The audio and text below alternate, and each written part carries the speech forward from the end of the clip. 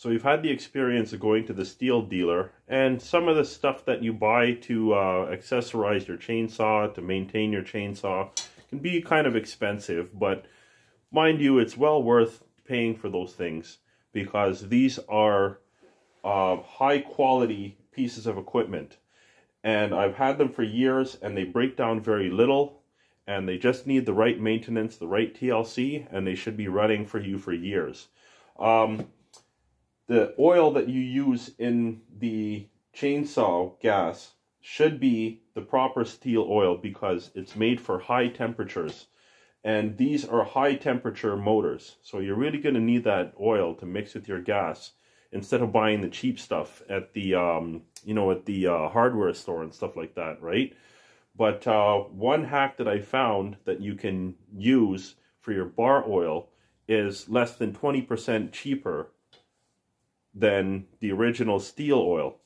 So in Germany, where these are manufactured, Germans tend to be very rigid, very precise, very consistent, and take care of their equipment. But what I learned from some of the Germans that use the Stihl chainsaws is that instead of buying the Stihl oil, they actually use a different, much cheaper oil for their bars. And I'll show you what that is.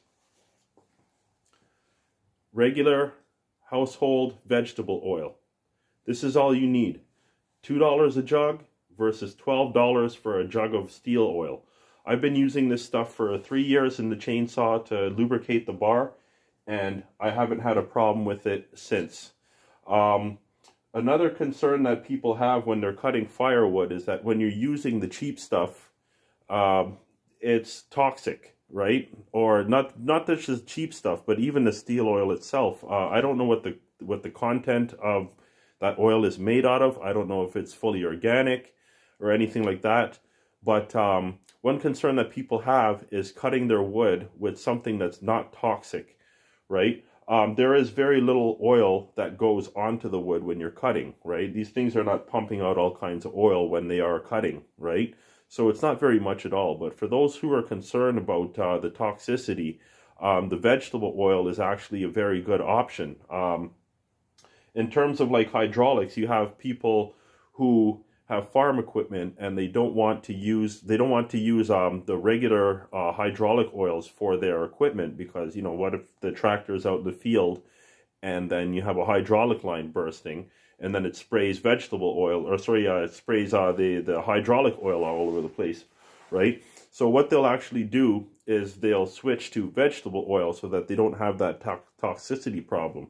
I do sell smoker wood, and it would be a concern to people, you know, using wood to smoke their meats. So this is what I put in my advertisements, that I use the vegetable oil in my chainsaw bar, so they don't have to worry about that toxicity issue.